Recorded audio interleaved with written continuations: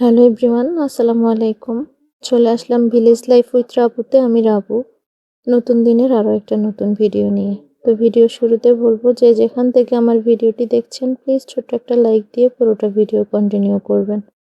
তো আজকের ভিডিওতে আমি আপনাদের সাথে ভিডিও রিলেটেড কোনো কথা বলবো না, আমি আমার জীবনের কিছু কথা শেয়ার করব। তো আশা করি আপনারা পুরোটা ভিডিও দেখবেন, আপনাদের কাছে ভালো লাগবে। আর আমাদের এখানে আসলে প্রচুর নয়েজ, যদি কোনো ভুলভ্রান্তি আমার কথায় বা কাজে হয়ে থাকে তাহলে প্লিজ ক্ষমা সুন্দর দৃষ্টিতে দেখবেন। তো আমি আসলে আমার বাবা মায়ের একমাত্র মেয়ে। তো আমার বাবা মা আসলে এখন দুনিয়াতে ওনারা নেই। তো বাবা মা হারানোর শূন্যতা আসলে কথায় বোঝানো যায় না। এই কষ্ট প্রতিদিন নতুন করে অনুভব হয়। আজও অনেক সময় মনে হয় যদি বাবা থাকতেন তাহলে হয়তো সাহস পেতাম, যদি মা থাকতেন তাহলে হয়তো একটু পাশে থাকতেন, তাহলে চোখের পানি লুকাতে হতো না। এই পৃথিবীতে আসলে স্বামী সন্তান আর আল্লাহ ছাড়া আপন বলতে কেউ নেই, যেটা আমি বিশ্বাস করি আর কি। তবুও আসলে আমি ভেঙে পড়িনি, কারণ আল্লাহ আমাকে মা হওয়ার শক্তি দিয়েছেন আর লড়ে যাওয়ার জন্য সাহস দিয়েছেন। জীবনে আসলে অনেক কিছুই শিখেছি। সব সময় কেউ পাশে দাঁড়ানোর মতো থাকে না, তাই নিজেকেই শক্ত হয়ে লড়তে হয়। অনেকেই আসলে ভাবে জীবন হয়তো খুব সহজ, কিন্তু প্রতিটা দিন নিজের সাথে নিজের একটা নীরব যুদ্ধ করতে হয়। সন্তানের ভবিষ্যৎ, সংসারের দায়িত্ব, আর না বলা অনেক কষ্ট, সব একসাথে বয়ে নিয়ে চলি। এই সব কিছুর মাঝেই আসলে অনেক আশা নিয়ে আমি ইউটিউবে এসেছি। আমি বড় কিছু হওয়ার জন্য আসিনি, আবার বিখ্যাত হওয়ার জন্য আসিনি।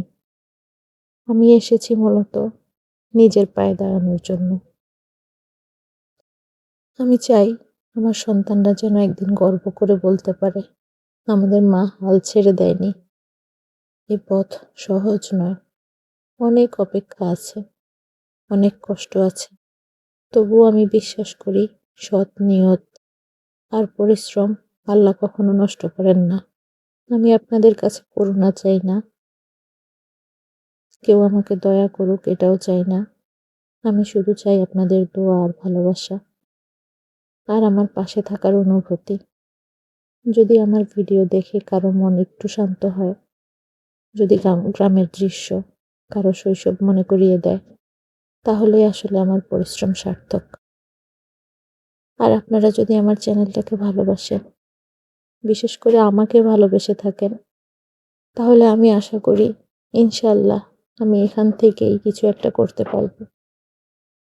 আজ যদি বাবা মা বেঁচে থাকতেন তাহলে হয়তো তারা বলতেন, মা ভয় পাস না, আল্লাহ আছে, আমরা আছি তোর পাশে, সামনে এগিয়ে যাওয়ার চেষ্টা কর।